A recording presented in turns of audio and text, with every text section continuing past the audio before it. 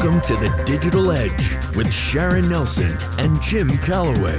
Your hosts, both legal technologists, authors, and lecturers, invite industry professionals to discuss a new topic related to lawyers and technology. You're listening to Legal Talk Network. Welcome to the 124th edition of the Digital Edge, Lawyers and Technology. We're glad to have you with us. I'm Sharon Nelson, president of Sensei Enterprises, an information technology, cybersecurity, and digital forensics firm in Fairfax, Virginia. And I'm Jim Calloway, director of the Oklahoma Bar Association's Management Assistance Program. Today, our topic is the Lean Law Firm. Before we get started, we'd like to thank our sponsors. Thanks to our sponsor, Clio. Clio's cloud-based practice management software makes it easy to manage your law firm from intake to invoice. Try it for free at Clio.com. That's CLIO.com. Thank you to Answer One, a leading virtual receptionist and answering services provider for lawyers. You can find out more by giving them a call at 800-ANSWER1 or online at answer1.com. That's answer1.com. Thanks to Scorpion. Scorpion sets the standard for law firm online marketing with proven campaign strategies to get attorneys better cases from the internet. Partner with Scorpion to get an award-winning website and ROI-positive marketing programs today. Visit scorpionlegal.com/podcast. Thanks to ServeNow, a nationwide network of trusted pre-screened process servers. Work with the most professional process servers who have experience with high-volume serves, embrace technology, and understand the litigation process. Visit servenow.com to learn more. We are very pleased to have as our guest Larry Port and Dave Maxfield, the co-authors of The Lean Law Firm, the top-selling book at this year's ABA Tech Show. Larry Port is a pioneer in the field of legal technology as the founder and CEO of Rocket Matter. In addition to running a cloud-based legal practice management company, Larry speaks to an international audience on issues including attorney health and wellness, technology, productivity, and the business of law. Larry has been recognized by Fastcase as a Fastcase 50 top innovator in the field of law. Dave Maxfield is a solo practitioner who runs his consumer protection law firm in South Carolina. He's the three-time chairman of the South Carolina Bar Consumer Practice Section and past president of his county bar association. As a small and solo firm lawyer for the past 24 years, Dave immersed himself in lean systems thinking and has taught lean methodologies to lawyers in numerous CLEs, including most recently at the 2018 ABA Tech Show in Chicago. So thanks for joining us today, Larry and Dave. Hey, Jim and Sharon. Thanks for having me. It's a pleasure to be here. My pleasure as well. Thanks for having us, guys. Well, we're delighted to have you with us. And let's start with you, Dave. Tell us why you decided to write this book and what needs you were trying to fill. Well, Sharon, I had never written a book before. So in the process of writing a book, there's definitely times when I ask myself, oh my God, why did I write this book? Or why did I agree to write this book? But what it came down to was I was really, trying to write with Larry the book that I wish I had when I was younger. I've always practiced in a smaller firm.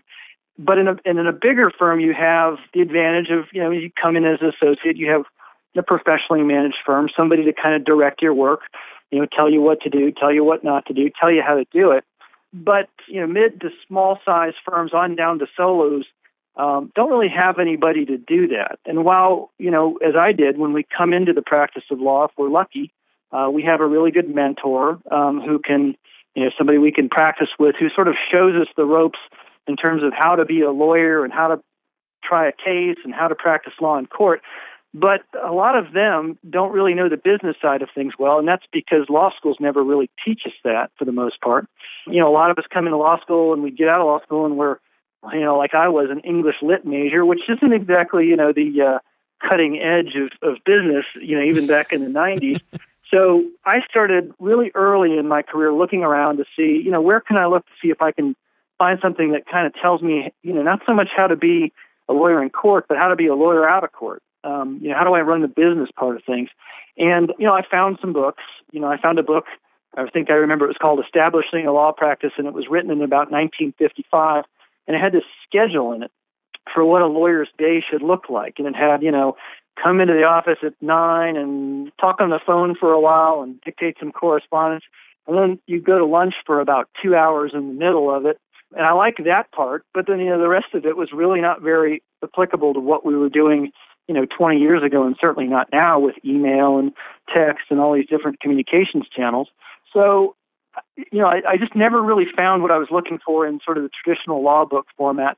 And then what I did find, though, was in things like the Toyota production system, and particularly in a book that, we might talk about a little bit more called The Goal, that manufacturing systems had really, found all these ways to be faster, more efficient, and to do things better, whereas law had kind of lagged behind. And the realization that we had, or that I had back then, was, really all businesses do the same thing. They get some kind of a raw material, whether it's, actual raw material or some sort of a problem, people with problems. They process it in some way, and out the other end comes, a solution and money. And, that some of that gets reinvested and some goes back into our pocket.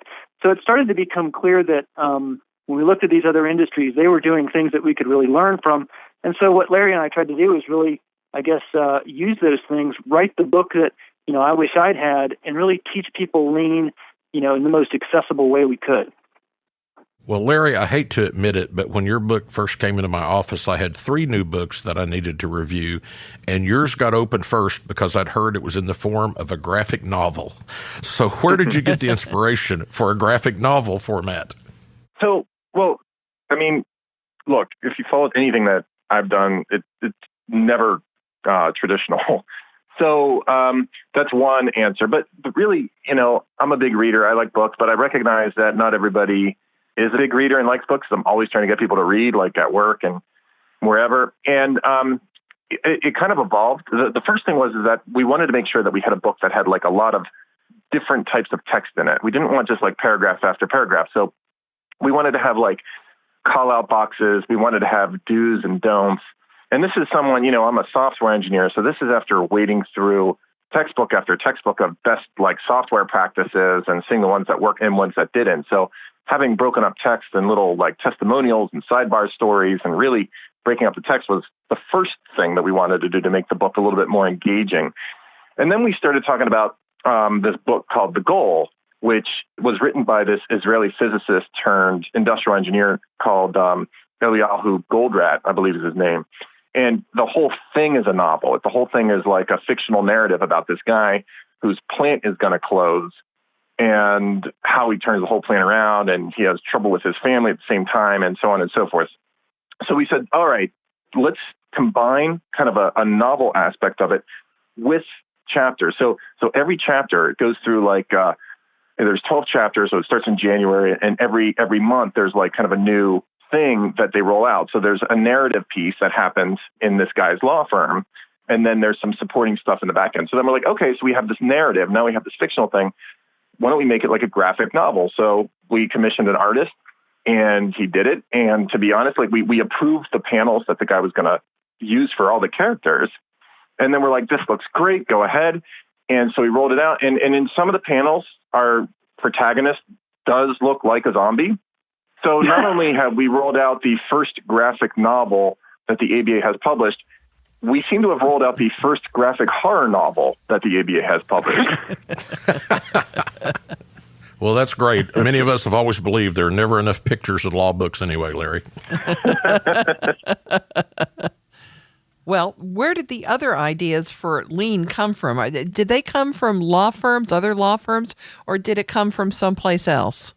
Well, they came from someplace else. And the word lean doesn't really mean like you're trimming your costs or anything like that. It actually is the generalized term for multiple industries of what came out of Toyota called the Toyota production system, which was created by a guy named Taiichi Ohno. So in Agile, some of the ideas from Agile, which we also discuss in the book, also come from manufacturing.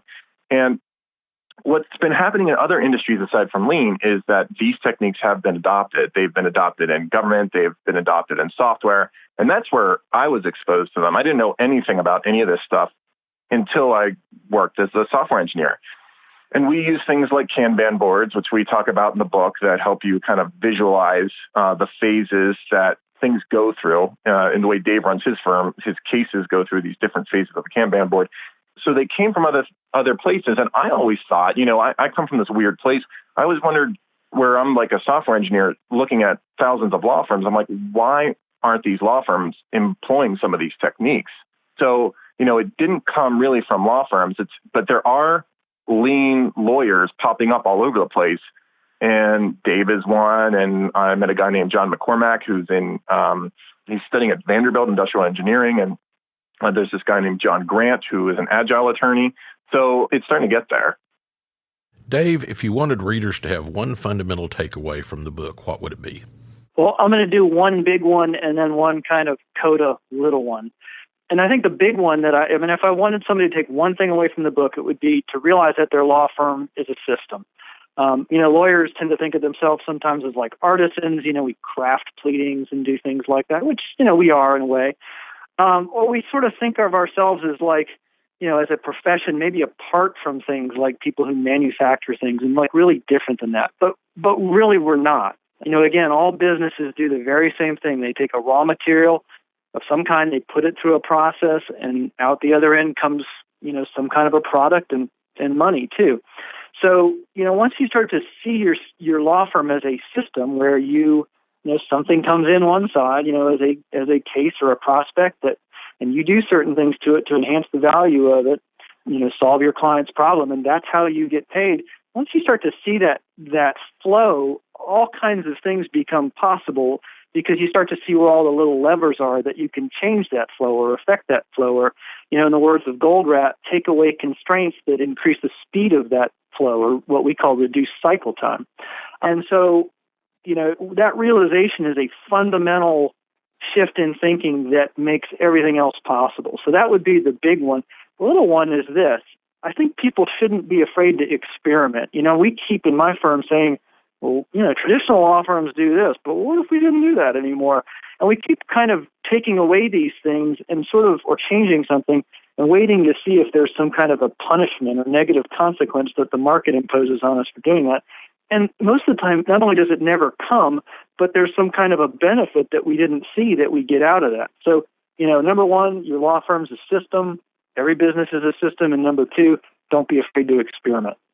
And if I could add something quickly to the whole idea of seeing the law firm as a system, I think that's very important because what a lot of people do, and, they go to ABA Tech Show and they go to these different sessions and they learn about certain efficiency techniques and automation techniques.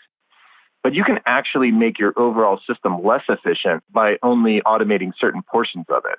If you make one aspect of your system very efficient and don't optimize other things, you can end up with major bottlenecks.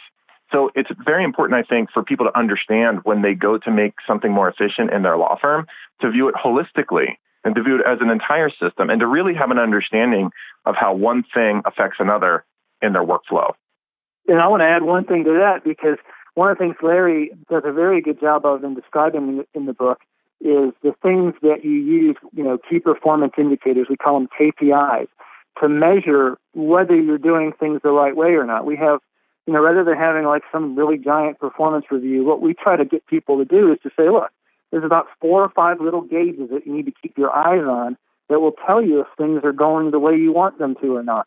And those are things that really speak to the speed and health of the system as a whole.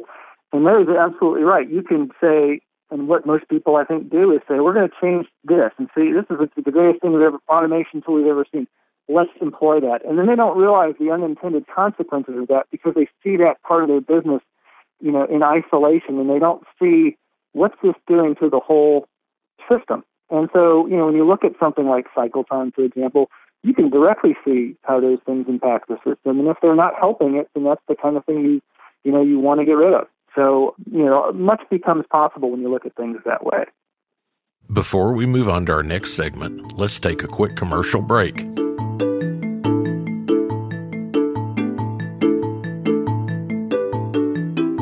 Feel like your marketing efforts aren't getting you the high-value cases your firm deserves?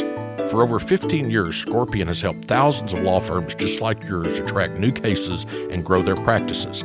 As a Google Premier Partner and winner of Google's Platform Innovator Award, Scorpion has the right resources and technology to market your law firm aggressively and generate better cases from the internet.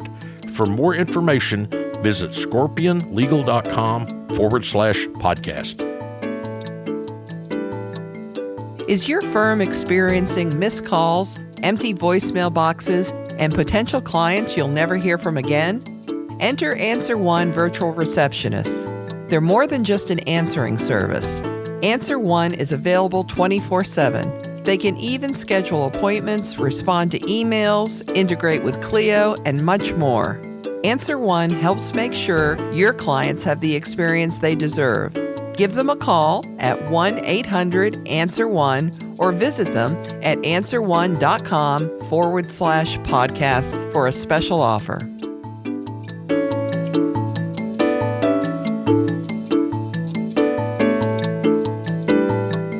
Welcome back to the Digital Edge on the Legal Talk Network. Today our subject is the Lien Law Firm, and our guests are Larry Port and Dave Maxfield, the co-authors of the book, The Lien Law Firm. Larry, there's talk about lien in the book, and as you know, I love the book. I meant to say that earlier, that it really is one of the most original books I've read in a long time and kind of fun to read. But there is also talk in the book about Agile. Can you tell us about Agile and how it differs from lien? Sure. So Agile is really a different type of methodology for production systems, and it's very popular in the software industry. So Lean is all about this kind of derivation from the Toyota production system. Agile is kind of an umbrella organizational methodology for doing things. And there's certain meeting rhythms that are really, really handy for Agile. And we talk about a couple of these, but one of them is the retrospective, which I think if you're going to incorporate one meeting from the book or one takeaway from this podcast is a really, really good thing to do because it allows you to incorporate change. The retrospective allows you to say, okay, what are we doing that we should continue doing? What should we stop doing? And what should we start doing that we want to try? So that's the retrospective meeting. And we also talk about the daily stand-up meeting and some of these other kind of rhythmic meetings that law firms can do that really help move the ball forward and keep everybody on the same page in a very low overhead way. Dave, what's the first step that legal professionals should take if they want to incorporate lean techniques into their law firms? Well, I'm not sure if I'm allowed to say go buy our book or go to our website. I mean, it sounds like I should be on late night TV, selling a seminar at the Holiday Inn. But it really is. I do want to say this. I think it's a very easy place to start. It's deep enough to tell you what you need to know. It's specifically made for lawyers, and it's very accessible. I mean, the story is the hook that pulls you through it. I mean, one of the things I'm very happy about when we hear comments from people is that they really like the story part of it, and it makes it easy to read. So I would recommend, I'd recommend our book. I would recommend that another book, of course, The Goal that Larry mentioned before and I mentioned before. There's a book called The Phoenix Project, which again is one of these sort of business novel, story, parable, very accessible ways to get the concepts. And then I would look at people like John Grant, who runs a great website and consulting service that really helps people how to, get started in these techniques. And also, there are other websites, too, that will, kind of lead you on that path. But what I recommend you don't do is, dive into the, Lean Six Sigma Black Belt, manual number 9, because it's just going to make your head explode. And it's not made for lawyers, really. You have to do all that translation. And so what, the resources that I've described do, I think, is really translate that into, lawyer. And that's what we wanted to do. Yeah, and if I can just add to that briefly, John Grant is Agile Attorney, so you can look him up, agileattorney.com. Our website is leanlawfirmbook.com. And you can always email me or Dave. I'm Larry at rocketmatter.com, and we can connect you with other people. I think talking with other people is really helpful to move the ball forward and share experiences with us, since it is a new field. Dave, how does your approach work with hourly billing? Well, that's a whole other discussion, but I guess what I would say is we're sort of following that trend that kind of is moving away from hourly billing. We talk about Of course, contingency fees, which smaller firms maybe tend to do more than larger firms, but also flat fees, which is kind of a national trend anyway. You can cut the time it takes for you to produce a product while you still improve that product's quality. But if you're still billing by the hour, then you don't get the benefit of that improvement that you're trying hard to make. And really, your client, maybe, they're still paying by the hour, and there's almost a disincentive for you to get better and faster. So, I think that maybe is against the client's interest too. But overall, you can still gain a lot if you are an hourly biller in terms of like quality of your product and, really the marketability and price of your services, because when you become standardized, repetitive, process-oriented, you tend to have a better product. And so that makes you maybe worth more. But we really like going to, if you're going to bill people up front, in a flat fee model seems to work better for everybody. Is there one misperception that people might get from the book that you'd want to correct? Oh, that's a good question, Jim. And it kind of goes hand in hand with the billing discussion we just had. One misperception you could get from the book would be, because we're saying, look, it's important, speed is important, being able to move something across the finish line and a lot of things across the finish line in terms of productivity is really important. Some people, especially if we're talking to somebody who does a lot of contingency billing, like on personal injury cases, can take information like that and say, oh, you want me to settle everything because that's faster, or settle on the cheap. And that's absolutely not what we're saying. What we're saying is build the best product you can, the best case you can, and that with standardization comes quality, and with repetition comes quality.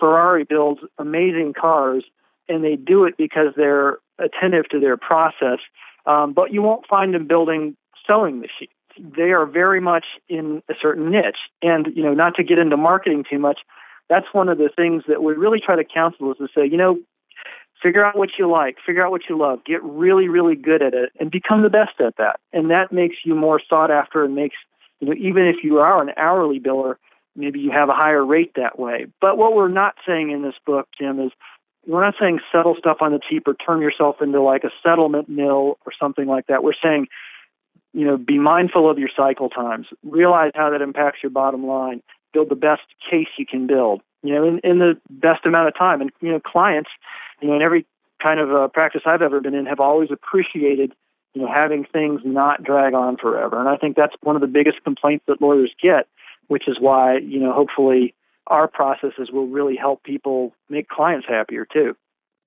Before we move on to our last segment, let's take a quick commercial break. Looking for a process server you can trust? ServeNow.com is a nationwide network of local pre-screened process servers. ServeNow works with the most professional process servers in the country. Connect your firm with process servers who embrace technology, have experience with high-volume serves, and understand the litigation process and the rules of properly effectuating service. Find a pre-screened process server today. Visit ServeNow.com.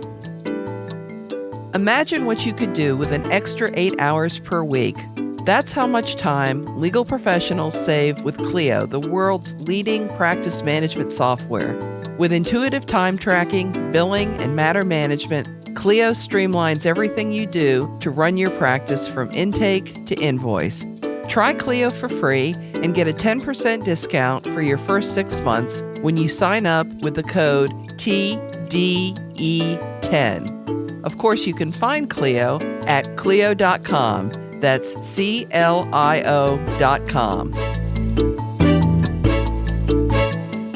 Welcome back to the Digital Edge on the Legal Talk Network.